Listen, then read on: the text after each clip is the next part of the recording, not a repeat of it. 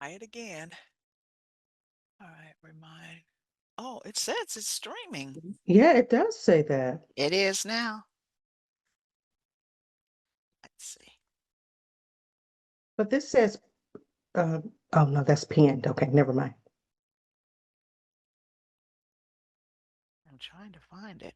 Yes, there it is. Let me push. Yep, I see me on there.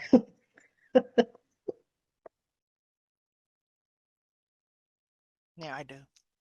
I do. I see it. Wonderful. Okay.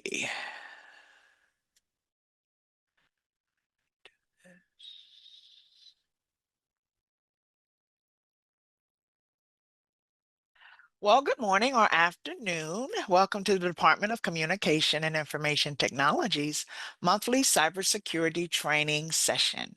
I am Teresa Duhart, General Secretary, Chief Information Officer of the General Department of Communication and Information Technology, better known as CIT.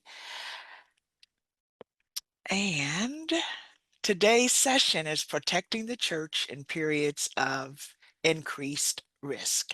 During this session, participants will be able to identify common cybersecurity risks during conference season and apply strategies to protect communication, financial transactions, and church operations. The instructor for this 45-minute session will be none other than our own Reverend Tanesha Hollingshed, a cybersecurity instructor who has worked as a high school career and technical education teacher in the public school system for over 14 years. Reverend Hollingshed currently teaches Keller Independent School District. She often speaks about cybersecurity awareness and has been an invited speaker for several nonprofits, conferences, churches, colleges, and universities. And of course, she is our cybersecurity instructor for the Department of Communication and Information Technology. Reverend Hollingshed, she's a member of the 8th Episcopal District, and she's currently a PhD student in information science and cybersecurity at the University of North Texas. She is an ordained deacon and serves on the digital media and technology ministry team at Morning Chapel CME Church. She and her husband, Pastor Kenneth L. Hollingshed, have two adult sons, Kaylin and Kingston. Now, without further ado, is Reverend Tanesha Hollingshed. If you have questions, please place them in the chat or in the comments section if you are viewing by Facebook. And now, Reverend Hollingshed, let's show her some virtual love. Reverend Hollingshed, let me put the screen Well, on good here. morning and good afternoon to some. It is truly an honor and blessing to be with you today. Thank you so much, Dr. Duhart, for this opportunity to share. And it is so good to see my friends here in the Zoom room. Thank you so much for being a part of this very important and critical conversation today and training cybersecurity for conference season, protecting the church in periods of increased risk. Now, this is not just for the church. Some of this information applies to other conferences, general conference, annual conferences. As I mentioned to Dr. Duhart, I'm a part of a sorority, and we're preparing for a major boule, which is another major conference. And so I truly believe that this information will be helpful for all of you who are attending today and who may come back and watch the replay a little later. Of course, you can always reach out to me if you have any other questions or if there's some specific things going on with in terms of cybersecurity risks. I'm always here and excited to support you in any way that I can. That is my job. That is my calling, and I'm excited to do so. So, conference season increases a lot of cyber risk. Okay. Before I move on with this, I just wanted to first give greetings to my senior bishop, Bishop Lawrence Reddick, and also my husband, Reverend Kenneth L. Hollingshed, who is the pastor of Morning Chapel CME affectionately known as the Rock Church in Fort Worth, Texas. And so I am so thankful for their support as I have studied and did a lot of research in this area of technology, which is very specific to just protecting ourselves online and protecting our information. But during this season, there is typically increased emails, as we know that there are lots of emails going back and forth whenever there is a time to share information about conferences. There are text messages. There are lots of announcements. As you know, there are online registration, lots of financial transactions. I just had to pay a big whopper for this boulé that I'm preparing for, which is a conference with our sorority that was major financial transactions. So you can imagine with all the different members of this organization, how much money that is being transferred and collected. Same thing with our churches and our conferences, lots of money that is being collected for registration. Then you have electronic voting, and then you have clicker systems and live streaming and social media engagement that happens. There's a lot of increased travel. As we all know that many of you will be traveling near and far to attend the general conference. There's public Wi-Fi. We love our cell phones and we're constantly talking on our cell phones.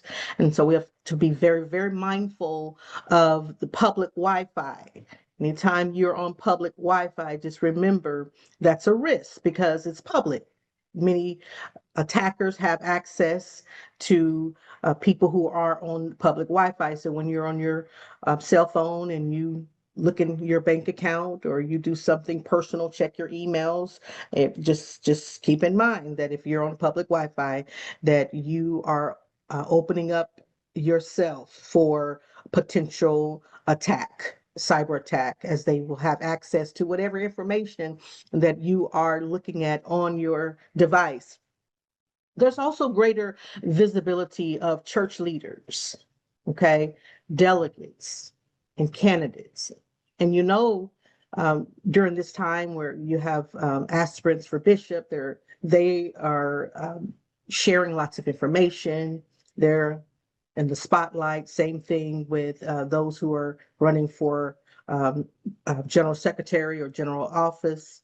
Then you have just different types of positions during this time that is getting a lot of visibility. And so anytime there's a lot of visibility, of course, that means the spotlight is on you, and then it opens the door for attackers to kind of look at you and go, "Oh, okay, this might be a person that I may be able to pursue financially because this person is out there." So anytime you are sharing information constantly, whether you are a leader or candidate, just know that there's a potential that someone is watching you and someone could possibly be gathering information about you.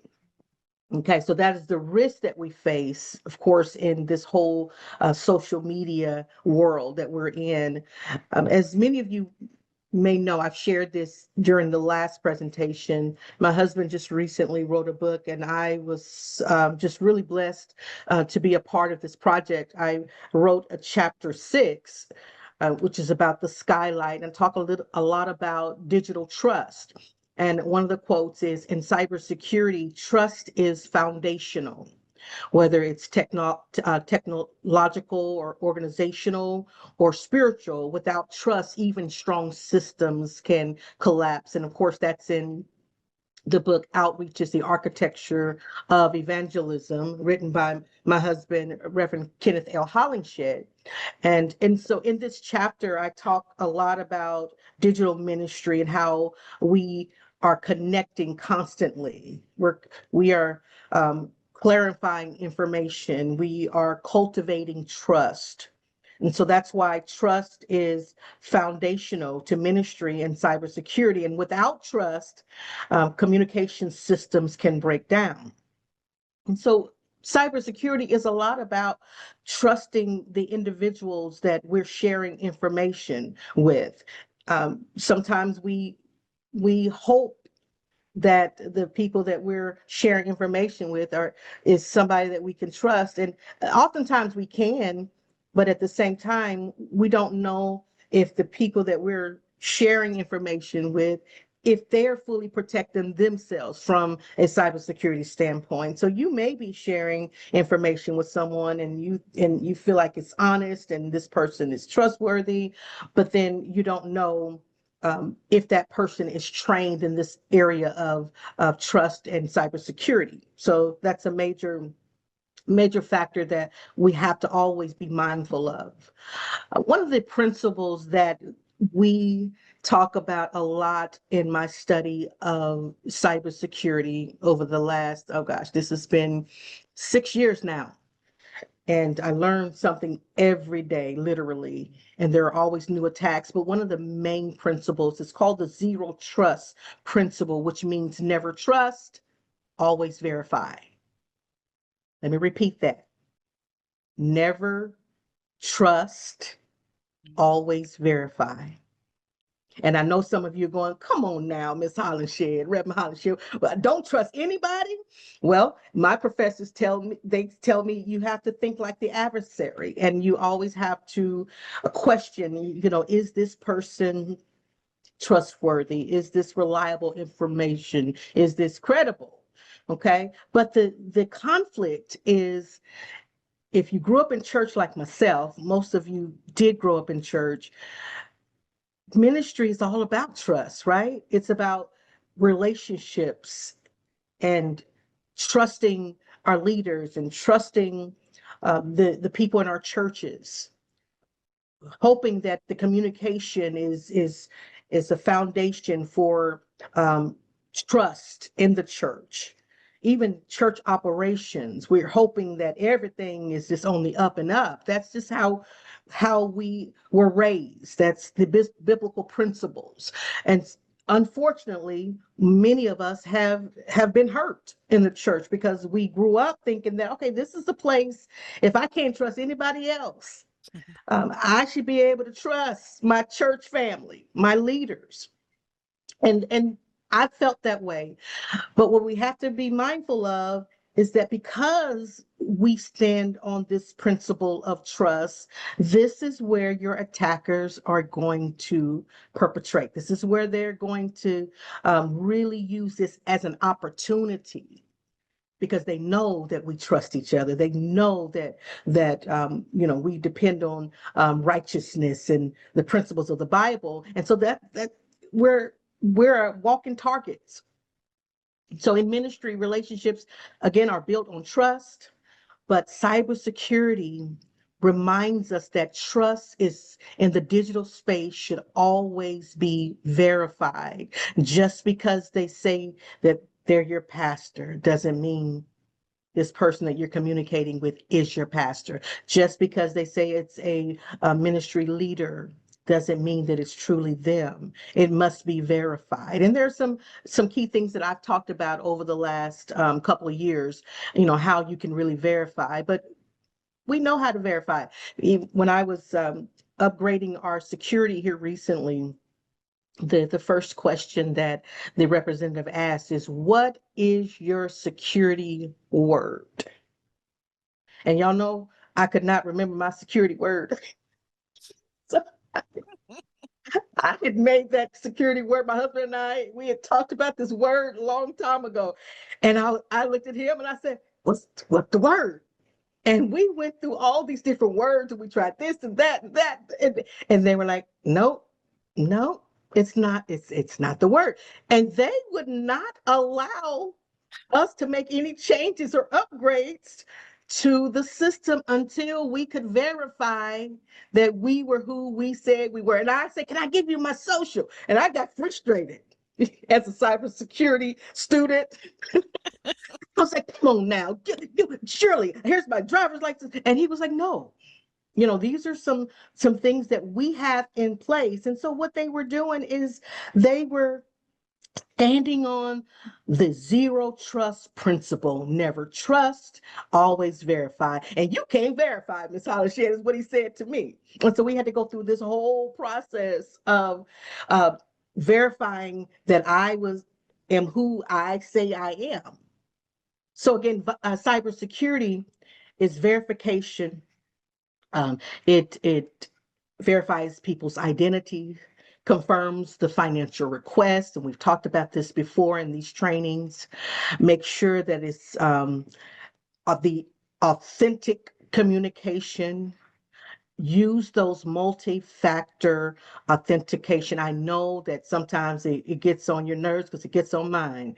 I have to send a code, and then this code has to come to my device, and then I have to accept the code. And then now, if depending on how many steps you have, so they call it multi-factor. It's multiple steps. Now I've already done it through my phone, and now it says, okay, now we need a second form of verification. Now I'm going to send a code to your email address. This stuff is how we're able to protect ourselves.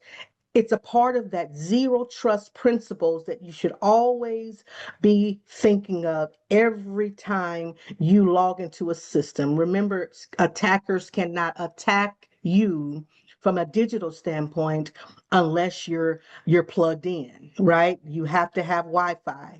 That's how they attack. Now, I'm old school.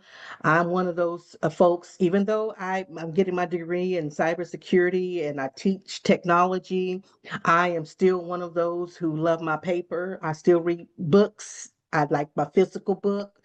There's still people who like digital books. I like physical paper. I like to write down my passwords. It's like paper. And if y'all see our office, my husband and I, we have paper everywhere. Now, I don't have as much paper as he has, but I always have to be mindful that, if something happens and people have access to this paper, this can be a security threat. And so keep that in mind as we are, even those of you who love paper like me, and I like I just like to have something tangible in my hand.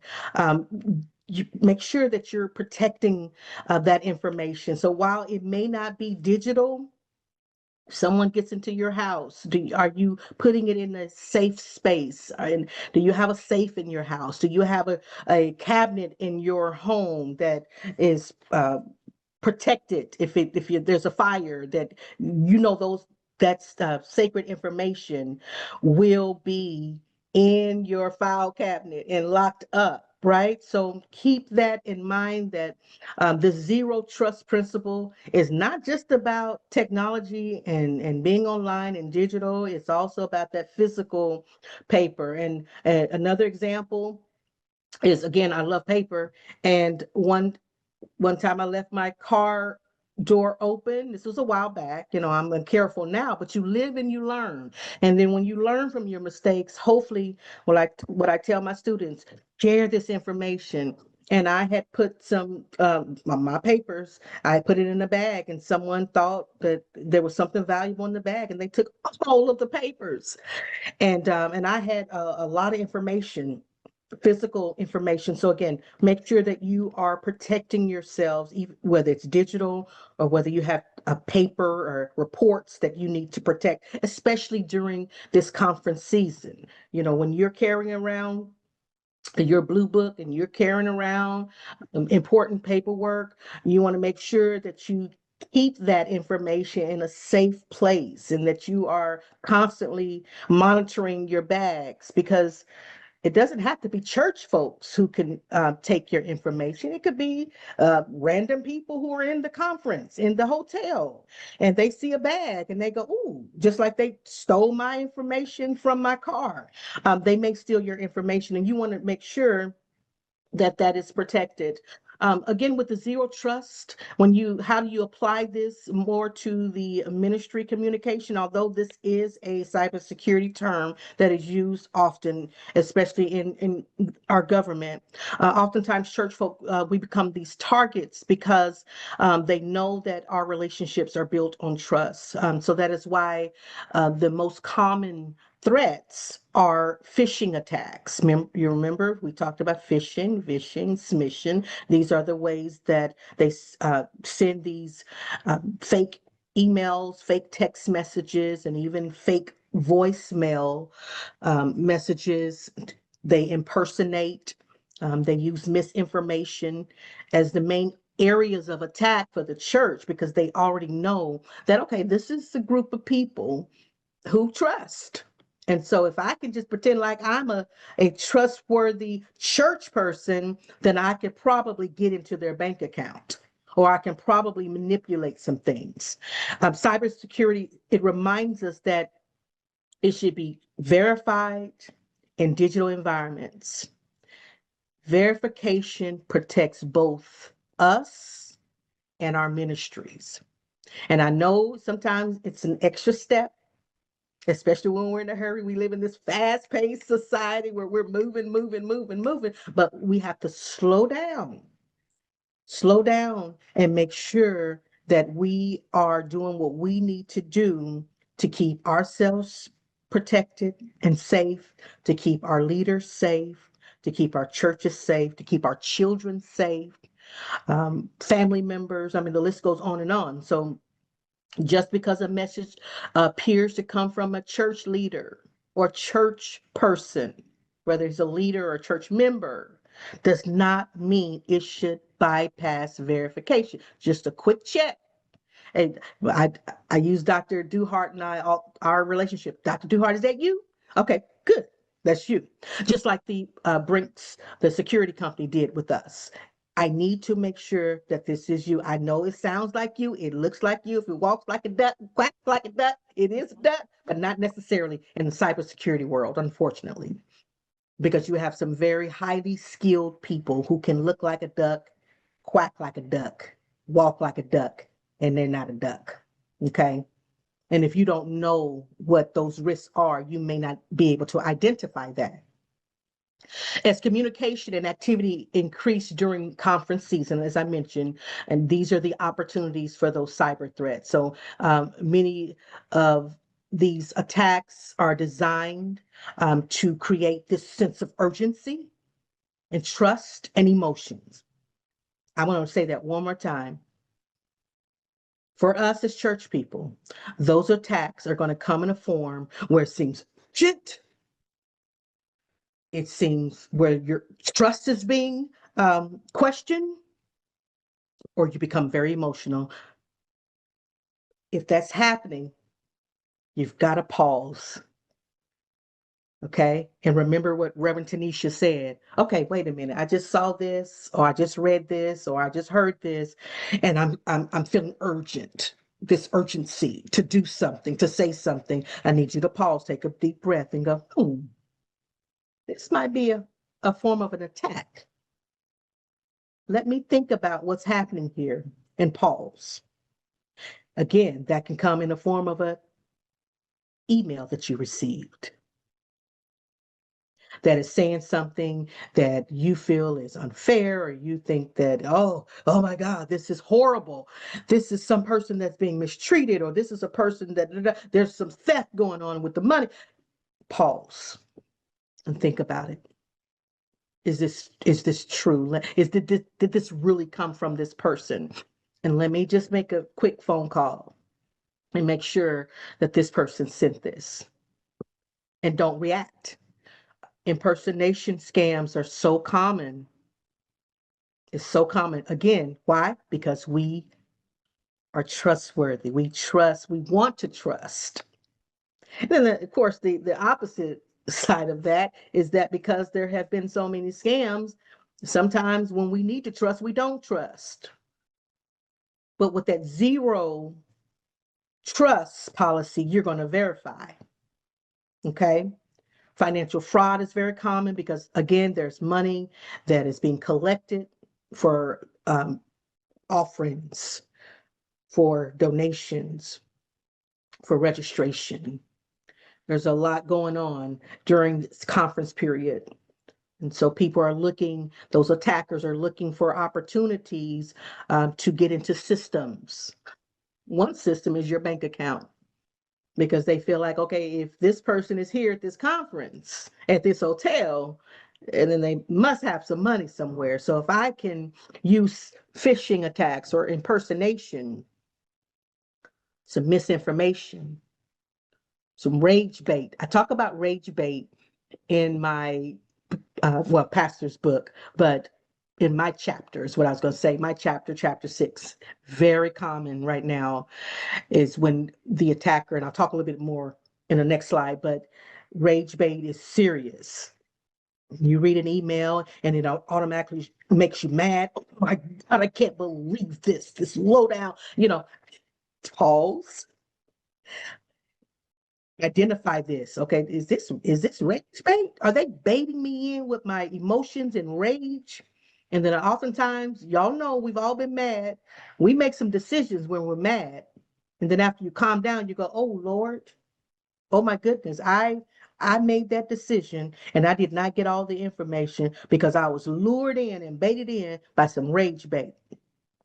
The next slide is this CIA triad. And again, this is something that cybersecurity is a lot of what we learn in cybersecurity is centered around the CIA triad. I've talked about this briefly before, and I won't get too in depth into what this is, but the CIA triad, it's not the CIA with the government. It stands for confidentiality, integrity, and availability. Most attacks, when it comes to cybersecurity, is going to be attacking either one or all of these areas, or some of the areas.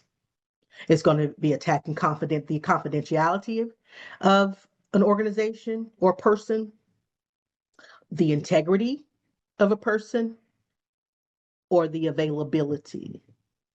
Okay? CIA triad. Remember that. When you're being attacked, whether it's a phishing attack or whether it's impersonation, think about, is this person trying to get confidential information? Is this some information that is dealing with integrity, or is it holding me back from getting access to something I really need? Okay, so this model protects information.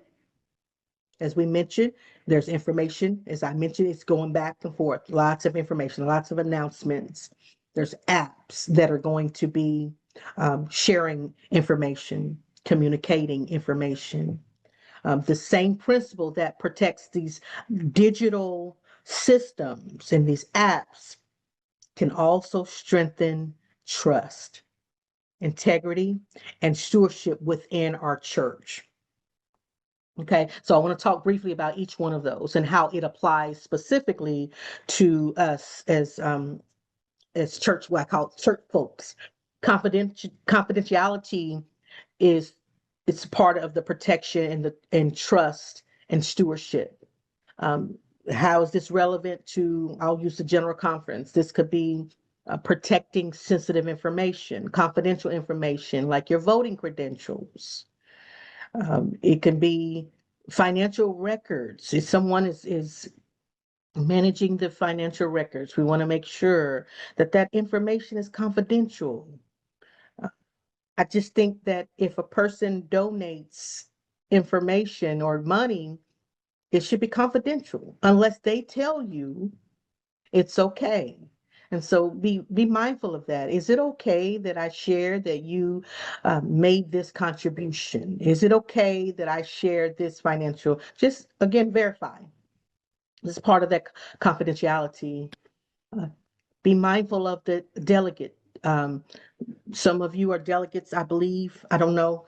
On this training in the Zoom room, protect your list. That's very valuable. Why is it valuable? Because I can use a list of delegates' name and information for rage bait, for phishing attacks, misinformation. I can use it to get personal communication. So you have to be mindful of that. So the risk is it can be unauthorized account access. So make sure you're not walking away from your computer. Okay, that's a big no-no. Some people are like, oh, I'm just gonna step away and run to the restroom. I'm just gonna step away and get a soda or some snacks or something, and then you leave your computer open. That is a major security issue. You know, you should know how to lock your computer. Hopefully everyone knows how to do that, or just shut it down. But you control, alt, delete, and lock, or go to your start button, and there should be an area that says lock your computer. Don't share your passwords to anyone, even if it's your spouse or I'm serious. Some people are like, you don't share it with your spouse. No, because what if he inadvertently shares the information, or share it with your colleague, or share it with another church member? Just be careful about sharing your passwords. Those are yours. It's secret. It keeps things confidential. I mentioned this before, your public Wi-Fi, that exposes you. So if you're on social media, that's okay, right? You're just on social media, you're checking out some things. But when it comes to transferring money and checking your bank account, maybe even looking at some confidential information on your device, you want to make sure that that's secure. Secure just means your home Wi-Fi is typically secure because you're paying for it. It's at your home. Church Wi-Fi should be secure. If there's a known conference network secure uh, connection, you want to verify that. And then don't just use anybody's hotspot. Be careful about that, especially strangers. You don't want to be like, hey, excuse me, can I use your hotspot? No, you don't know who has access and what that person has access to, because they could very well have um, some tools in place that they could, after you finish using that hotspot, they're still in your system. And then, as I mentioned before, uh, the phishing attempts are going to be very high right now. Be very careful that it is who the person says he or she is. That email, that text message is it is secure. It is the person. It is trustworthy, and you truly believe, without a shadow of a doubt, that this is this person, right? And you'll have some things in place. Going back to what I said, they wanted to know, what is your password? What's the word? The other part of the CIA triad is integrity. Integrity, that's the I. Integrity protects the credibility of the church. Is the information accurate? Okay, official conference announcements. Now, I heard this here recently. I got some information that was wrong. And so I called one of our leaders and I was like, hey, you know, I got emotional. I was like, is this true? And the person was like, no, that didn't come from me. I don't think it was intentional that the information was misconstrued, but it was misconstrued. And so I was like, oh my goodness. Make sure you verify, make sure that it's official information from Dr. Duhart, from our leadership, from CIT, because that's where a lot of information is going to be filtered through. That's the purpose of the CIT, is to make sure that this information is filtered and that it's accurate, and we're thinking about the integrity of the information that's being shared. So that's that church information, financial transparency, making sure that information is correct, because now a hacker can go in. Remember, that's a part of hacking, the ability to go in and alter, modify information. Again, rage bait is very, very popular right now, especially on social media. And I talk a lot about this in chapter 6 of my husband's new book, Architecture. Outreach is I have to pull the book up. Sorry, there it is. Outreach. There it is. Outreach is the architecture of evangelism. In chapter 6, we talk about rage bait. That is online content that is intentionally designed to provoke strong emotional reactions where you're questioning someone's credibility. It creates anger, it creates outrage, frustration. That's the whole purpose. That's what it's designed for, to create this engagement, create gossip, um, conflict. If you get some information like that in your email or your on your text message, you've got to pause and say, "Is this rage bait?" Because I'm getting very emotional about this message. As a matter of fact, let me make sure that this came from before I call somebody and bless them out or accuse someone, right?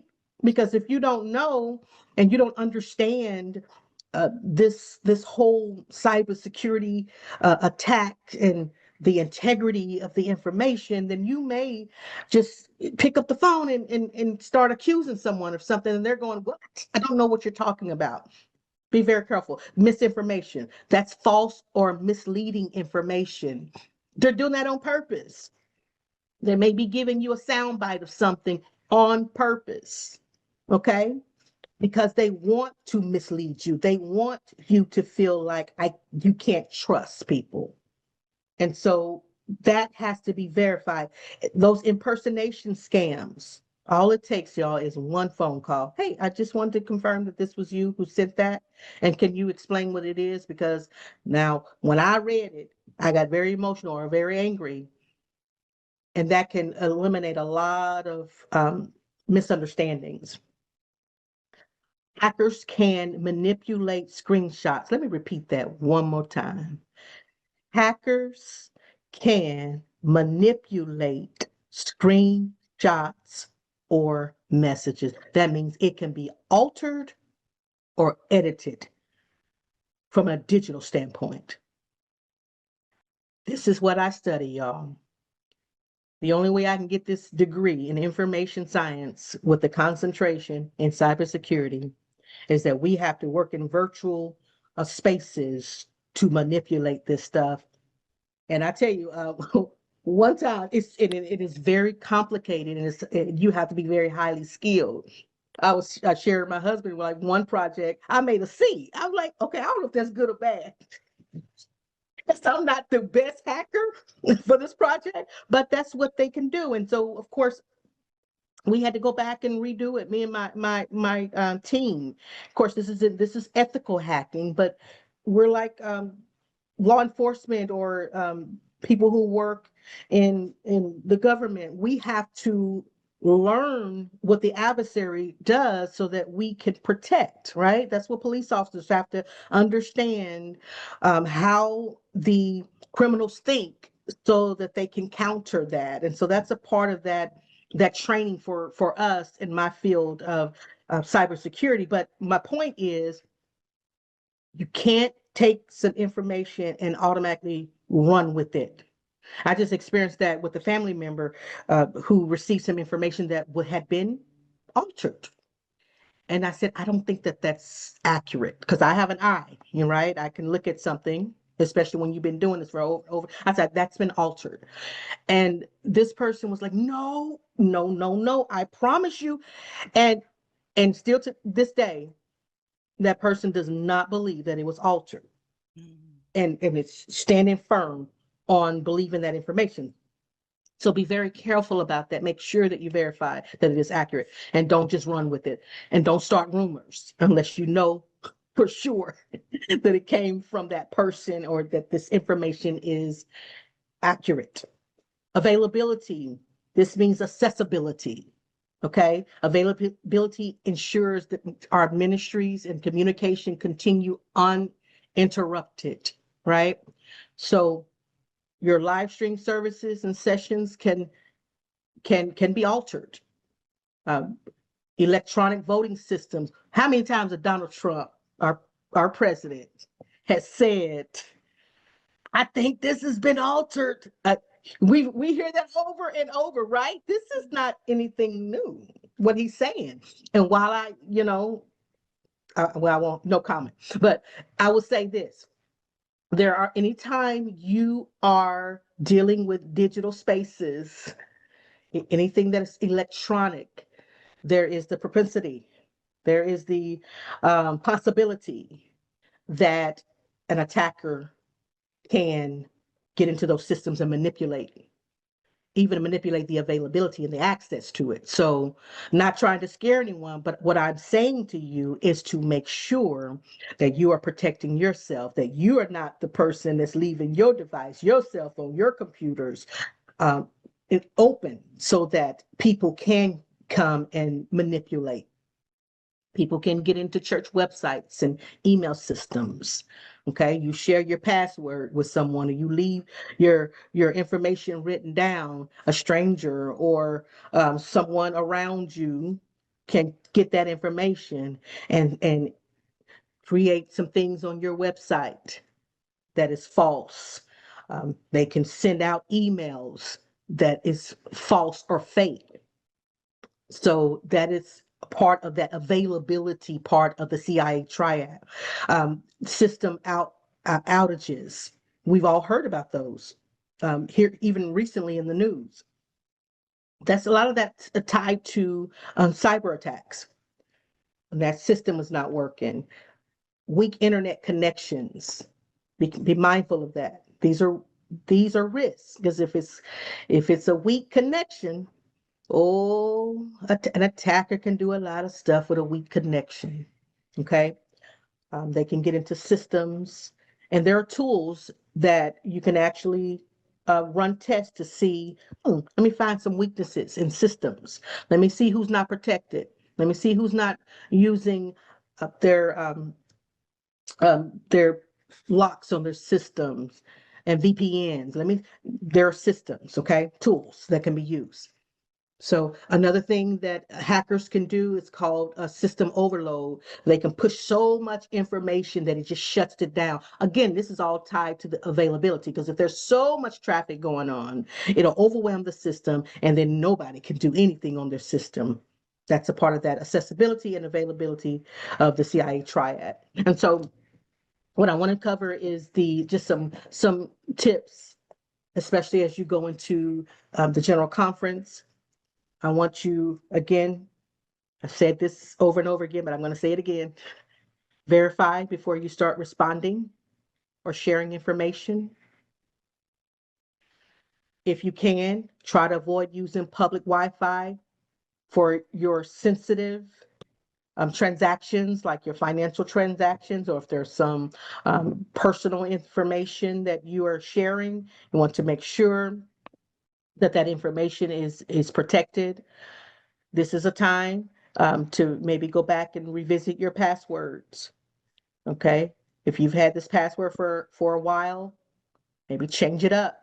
Have multiple characters. Use some words, some characters from, just look at your phone, come up with some random things. And so that it's very, very difficult for a hacker to break that password. And then that MFA, put it in place. I know sometimes it takes a minute to go through that process of verification, but it's very important. It can cost you the money in your bank account if you just go through those extra steps. Do not share your voting devices or credentials with anyone. I'm not a delegate, and I don't know how that works, but I have been a delegate for, like I said, my sorority, and we had devices. Um, don't say, "Oh, sis, can you hold this for me? I'll be right back." Or, "Hey, my brother, can you hold this?" Nope. Now with us, we had to secure it. If we had to go, and I don't know how it's set up at our general conference, but I know in some of these conferences that I've attended, that non-CME conferences, we had to take those devices with us and keep them close to our heart and protect it. Okay, so you don't want to leave room for anything. And I'm not saying your neighbor might do it, but again, if there is people in the area who are there lurking because they know that there's this big conference with church folks who are trusting, um, that might open up some opportunities for those potential, I call them adversaries. Okay, beware of communication that is urgent and emotional manipulation. If you're reading something and you're immediately getting mad or frustrated, or you're deciding that you don't trust anybody right now, that's psychology, and that's a part of this phishing attacks. Pause, think about it. I also have that in chapter 6. Think, pause before you respond and post. Okay. Confirm those financial transactions through official channels. Okay. I know that sometimes when we go to conferences, they may be doing extra offerings, and you might get a text say, hey, such and such needs $100 donation. Just make sure, hey, there's ways you can do that, especially when it comes to links. Someone sends you a link. Before you click and upload your bank account information or your debit card, just pick up the phone or walk over to that person and say, excuse me, hey, I just got this message. Is this from you? Just a few seconds. Pause before you react and before you post. I had to say that again. I also talk about digital listening in chapter 6. And a quote, it says, just as a skylight must be properly framed and maintained to provide clear light, because the metaphor is a skylight. That's what technology and this whole digital world represents, a skylight. Digital ministry must also be protected with integrity, discernment, and there's that word again, verification. In the book, Outreach is the Architecture of Evangelism. Um, and I love acronyms. One of the acronyms, this one's not in the book, but this is one that is part of my dissertation. Lower your speed before you are so quick to confront or post or respond. Slow down, lower your speed. Identify those emotional triggers. What was said in this text message or this email that that triggered your emotions like that? Okay. Separate the emotions from the truth, because like I said, we've all been emotional.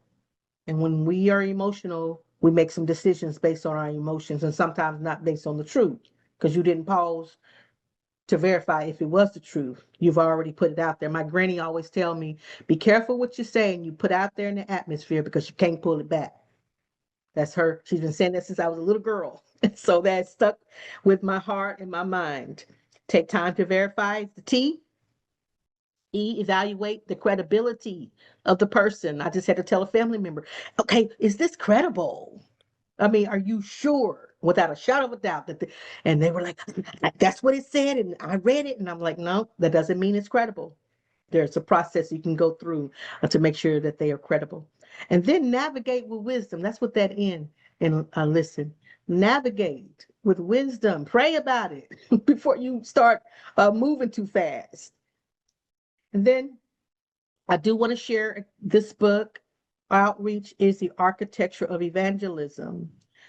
Um, I have a whole chapter on technology, cybersecurity. I talk a little bit about the importance of CIT, right? Some people may not understand how crucial it is for us to have CIT in our church, because this is where you're going to get that reliable information.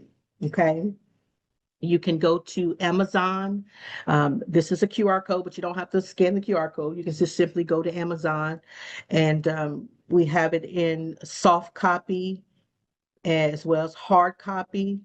Uh, we also have it in Barnes and Noble, Walmart, and a few other places that you can purchase the book. We will also have a lot of books at the general conference. So if you do not purchase this book today, I'm going to say that I'm going to stand out and stand firm on what I believe. I believe that everybody needs this book, because there is some great information about how we can protect ourselves, particularly in ministry and as it relates to evangelizing and discipleship. And you need this. You need this in your library. Okay. I'm going to pause here to see if anyone has any questions. If you have any questions, please let me know. And then I always just kind of list some references if you just need to go back and do further research or get more details because our training is short, but there's a lot of information out there. Cybersecurity and infrastructure security agencies, one that I use a lot with my research. Of course, I mentioned before, my husband, Reverend Kenneth L. Hollinshed's book, Outreach is the Architecture of Evangelism. There's another book, Information Disorder Toward this talks about the framework and policy making. So it's really talking about misinformation. Okay. And then one of the books that I just finished is called The Age of Surveillance Capitalism, The Fight for a Human Future at the New Frontier of Power. And this is a powerful, powerful book. It's a little scary when you think about what the author talks about in terms of us always being watched and our devices are listening to us, but it's good information. All right. And I will pause here and stop sharing. Thank you so much for listening. And if anyone has any questions, we'll take a few minutes to answer any questions you might have. I know this is a lot of information, but it's good information that can help you and save you. Any questions?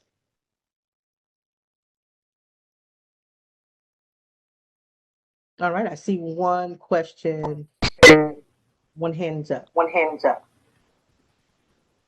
Yes, ma'am. I was wondering, rather than using your bank card when you're like at the conference and they said they don't take any cash, what other card can you use without, if you don't have a credit card, just a bank card, and you get a temporary card? Yes.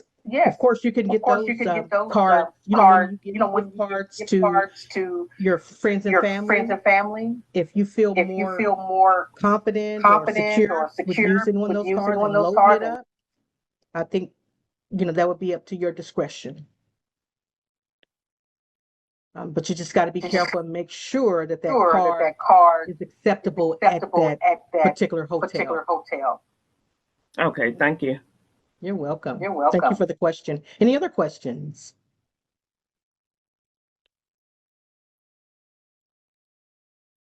I don't see any questions in the chat or Zoom. Give them a couple more minutes. I saw a hand raise. Oh, that's exhorter.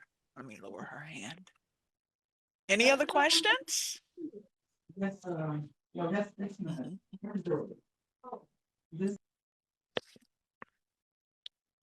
No questions always, for me, I'm like, okay, maybe that means that it made sense to y'all. Y'all don't have any questions. Hopefully I did not confuse you. But I want y'all to remember that CIA triad, confidentiality, integrity, and availability, most of the time that's the area that the attacker is going to attack us in. Okay, if you don't remember anything else, and I'm gonna do a quiz next time. I'm gonna say, what is CIA triad? Very good. Well, thank you so much, Reverend Hollingshed, for your excellent presentation today. And we hope that our participants, attendees gained valuable knowledge on protecting the church in periods of increased risk. It's awesome that you've penned a chapter in your husband's new book. A shout out to Reverend Kenneth Hollingshed on his book, Outreach is the Architect of Evangelism, and he included his First Lady, Reverend Tanesha's voice. Yay. Wonderful. Yay. Speaking of security breach, many of you all maybe remembered late April last month and early this month, the widely used learning management system Canvas, operated by Instructor, suffered a major data breach and cyber extortion attack that was orchestrated by the hacking group Shiny Hunters. The incident compromised the records of millions of users across thousands of educational institutions, colleges, universities, high school. So these cyber criminals gained unauthorized access to Instructure's systems on April 29th, a second time on May 7th, targeting the Free for Teachers platform. So the hackers defaced login pages with ransom demands, threatening messages, forcing instructor to temporarily take Canvas offline and to maintenance mode. Now, this caused major disruptions for our students and universities in the middle of their final exams. Yeah, So me. the attackers claim to have accessed over 275 million user records, names, email addresses, student ID numbers, course name, private messages. Anyway, these instructors reached some kind of settlement with Shiny Hunters and everything went back, but it took it offline for a few days, interrupted schools, just Yes, we couldn't interrupted. get our grades, Dr. Duhart, for a while at my university, and we were so nervous about that. A lot of the students and our professors. So Absolutely. this stuff is real. It is very real, and if they can take a major vendor down for colleges, universities, high schools, trust me, they can work with you as well. Okay, Mhm. so we just need to Yeah. be very, very mindful, very, very mindful. For our attendees today, an evaluation form will be emailed to each of you. I am going to put it in the chat now. So please fill out this evaluation.